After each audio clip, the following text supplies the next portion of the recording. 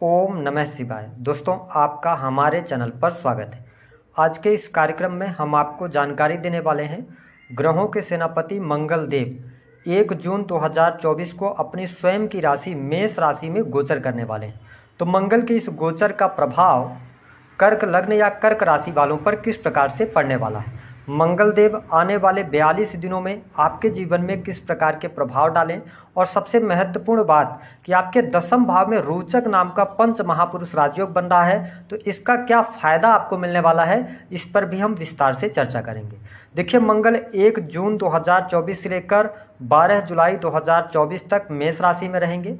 हमारे ज्योतिष शास्त्र में मंगल को ऊर्जा, शक्ति, साहस, पराक्रम, छोटे भाई बहन, इसके साथ जमीन जायदाद, वाद विवाद, लड़ाई झगड़े, सेना, police, army, medical line, engineering का फील्ड, टेक्निकल फील्ड, साथ ही शरीर में पाए जाने वाला ब्लड, इन सभी चीज़ों का इनको कारकत्व प्राप्त है।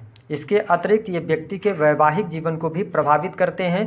वही चोट चपेट, दुर्घटनाएं, भूकंप और युद्ध, इन सभी चीज़ों का भी कारकत्व मंगल के पास होता है। ऐसे में जब मंगल देव आपके दसम भाव से गोचर करेंगे तो आपके जीवन में बहुत सारे महत्वपूर्ण बदलाव लेकर आएंगे, क्योंकि मंगल आपके दसम के ही स्वामी हैं और इसके साथ पंचम के स्वामी होकर जब ये दसम में गोचर कर रहे हैं तो कार्य क्षेत्र में आपको उच्च सफलता प्राप्त होगी।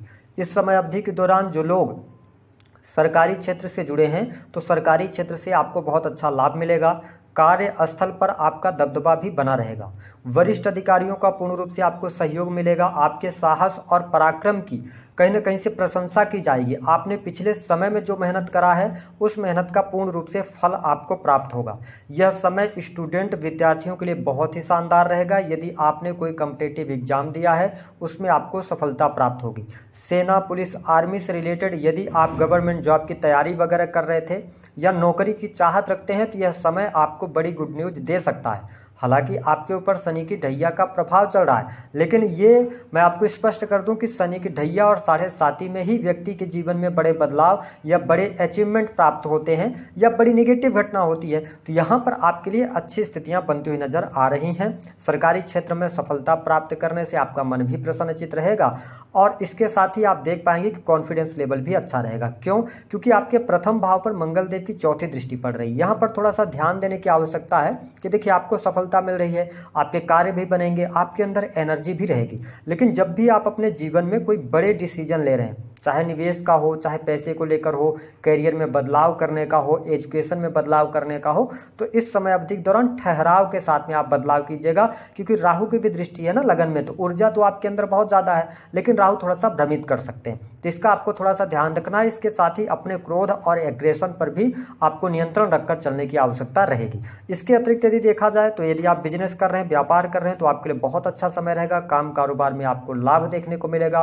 रुके हुए कार्य आपके बनेंगे। जो आपने टारगेट्स बनाए हैं उन टारगेट्स को आप अचीव करते नजर आएंगे। साथ ही कुछ नए लोगों से मुलाकात, कुछ नए बिजनेस पार्टनर से मुलाकात, ऐसी चीजें भी आपको इस समय अवधि के दौरान देखने को मिलेगी। साथ ही जो मैंने बताया ना कि यदि आप नए बिजनेस की शुरुआत करना चाहते हैं तो भी आप इस बिजनेस की शुरुआत कर सकते हैं। साथ ही प्रॉपर्टी डीलिंग से जुड़े कामों में आपको लाभ मिलेगा। मेडिकल इक्विपमेंट बेचते हैं आप, इसके अतिरिक्त स्पोर्ट्स से जुड़े जितने भी चीज़ें होती हैं, इलेक्ट्रॉनिक्स का कोई भी काम करते हैं, तो यह समय आपके लिए बहुत अच्छा है। आपको बहुत अच्छे लाभ की प्राप्ति इस दौरान होती हुई नजर आएगी। और नो डाउट आप बिजनेस जो कर रहे हैं ना उसमें ग्रोथ भी मिलेगी और उससे आप धन लाभ भी कमाएंगे।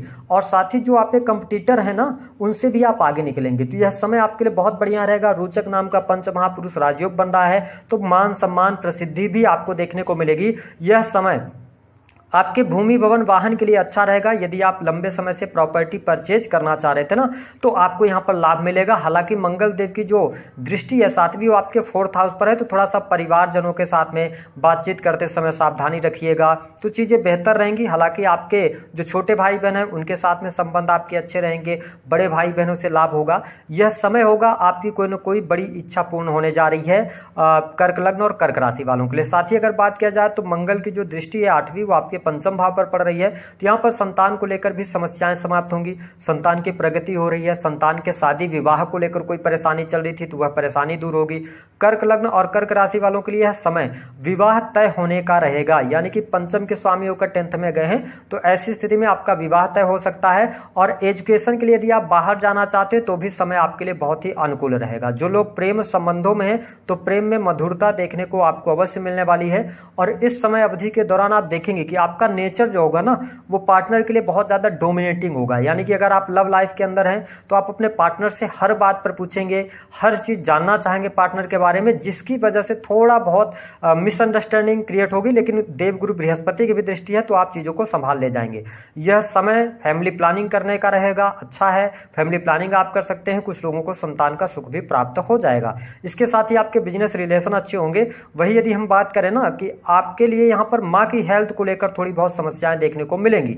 दूसरी बात कि आपको अपने संचित धन का ध्यान रखना है। अगर आप कर्क लग्न और कर्क राशि वाले हैं, मैंने वीडियो में बताया कि आप थोड़ा सा भ्रमित होने से बचिएगा। आपके सामने कोई भी डील आती है या कहीं पर पैसे लगाने की बात आती है या कोई भी ऑनलाइन ट्रांजैक्शन की बात आती है, OTP वगैरह शेयर करना हो, ATM पिन शेयर करना हो, इन चीज़ों को लेकर सावधानी रखनी है, ठीक है। अचानक से आपको नुकसान ना हो जाए, इस बात का ध्यान आपको रखना है। बाकी चीज़ें आपके लिए बढ़िया है, धन लाभ की भी स्थितियां बढ़िया बनती हुई नजर आ रही हैं। वही दाम्पत्य जीवन में भी इस समय अवधि के दौरान अनुकूलता देखने को मिलेगी। जीवन साथी का सहयोग मिलेगा, जीवन साथी के साथ में आप क्वालिटी टाइम स्पेंड करेंगे।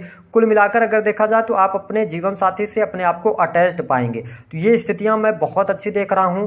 कर्क लग्न और कर्क राशि वालों 2-3 बातों पर ध्यान रखना है। शनि अष्टम में चल रहे हैं, अगर आप शनि की दशा में हैं या राहु की दशा आपकी चल रही है, ठीक है, या आपके लिए जुपिटर की दशा चल रही है, तो थोड़ा सा ध्यान रखिएगा कि आपको चोट चपेट ना लगे, ठीक है, सिर में चोट वगैरह ना लगे, इसका ध्यान रखें। और अपने संचित धन का ध्यान रखें। अगर आप किसी ऐसे फील्ड से जुड़ा रहते हैं जहां पे कम्युनिकेशन का काम होता है, सेल्स, मीडिया, मार्केटिंग, ये तमाम चीजें आपके लिए बेहतर हैं। लेकिन अगर आप ऑर्नामेंट्स के काम करते हैं, आभूषण से जुड़े काम, या बैंकिंग सेक्टर के अंदर आप कार्यरत हैं, तो थोड़ा सा अपने वाणी को आप नियंत्रित कीजिएगा। वाणी की वजह से कोई दिक्कत ना हो, आपको इस बात का ध्यान रखना रहेगा। उपाय क्या करना है, देखिए 10वें भाव में मंगल देव रोचक नाम का पंच महापुरुष राजयोग बना रहे हैं। आप केवल अपने काम पर फोकस कीजिए, पहला उपाय यही रहेगा।